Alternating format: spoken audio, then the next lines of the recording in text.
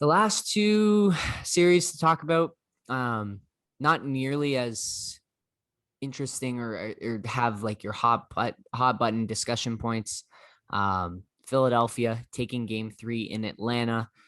Once again, Trae Young receives the steady dose of Simmons and Tybal, and the refereeing of this game was also a big point of contention as Philly fans or pardon me, Atlanta fans getting unhappy with the light whistle on Embiid while also owning the most foul drawing player in a long time in Trae Young. And this game was tough for Trae because he is so incredibly talented at creating contact and drawing fouls.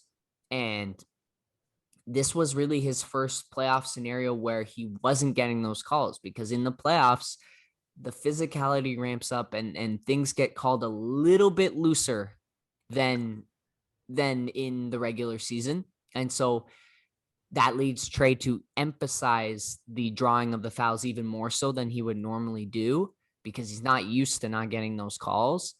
And so when you've got bigger, lankier, athletic guys like Tybal and Simmons, and they can use their physicality, and Trey's not getting bailed out with the foul calls, like maybe some of those are fouls, right? That's what we talk about in basketball. There's some inconsistency there, but when they're not getting called, then it allows the size and the length of Tybal and Simmons to really disrupt what Trey's trying to do. And then that led to a poorer performance on his end. And then when he's not running, he's the engine of this Atlanta team. And it's much more difficult for them to create offense, despite having Bogdanovich and Herter. Just things slow down when it's not when the ball's not in Trey's hands. And then on the other side, Embiid continues to be just absolutely superb, despite his meniscus hanging by a thread. It seemingly now, it feels like, but yeah, that's been the story so far through games 2 and 3, and we'll see if Atlanta has any adjustments to make.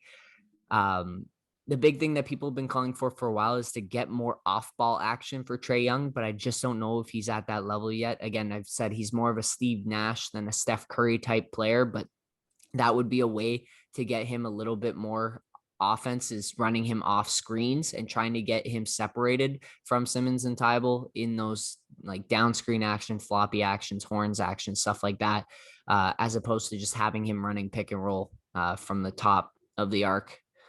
So we'll see what the adjustment is made by Nate McMillan. But for now, Philly is starting to take control, and they're in the driver's seat as the number one seed with that big win on the road.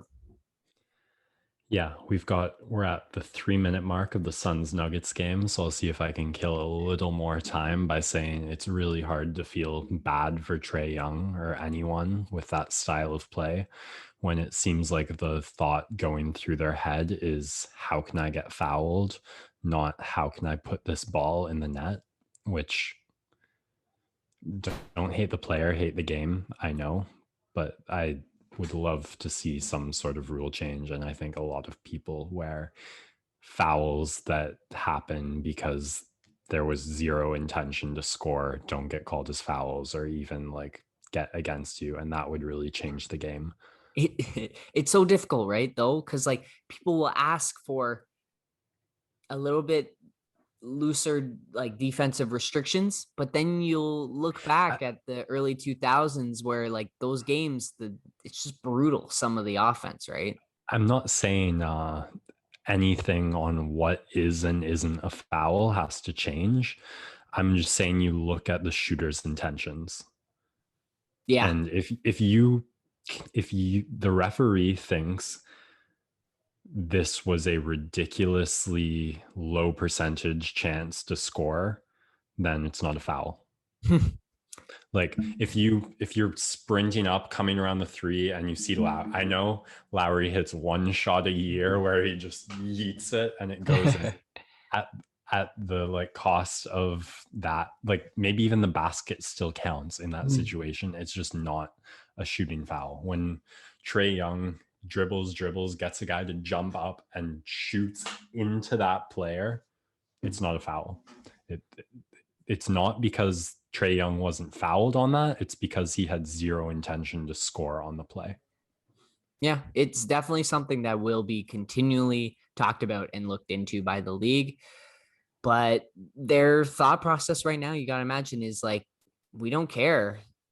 The offense is great. People love offense. The ratings may not reflect that, but the engagement on other platforms seem to suggest that people love Trey Young's style of play for the most part, and value the offense over the ticky tack complainers who um, don't appreciate the foul calls. That was such a nice way to put where I'm at. Yeah, and all you have to respect that the reason the players are guarding him so aggressively and jumping up and he's able to get those calls is because he's such a lethal scorer. Because if they give him that extra half second, he can put a ridiculous floater or three-pointer in. And you have to respect that part of the game for sure. Just don't respect what he does with those abilities. Yeah.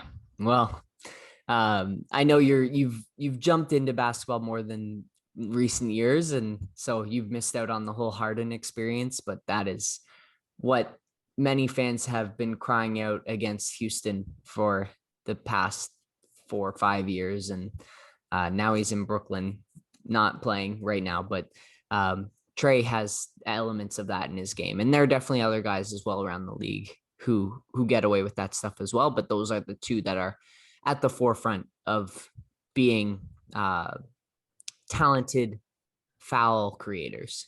We'll I call them. saw something funny too, where Embiid was trying to say, I'm not happy about this affecting my team, but also couldn't criticize it too hard.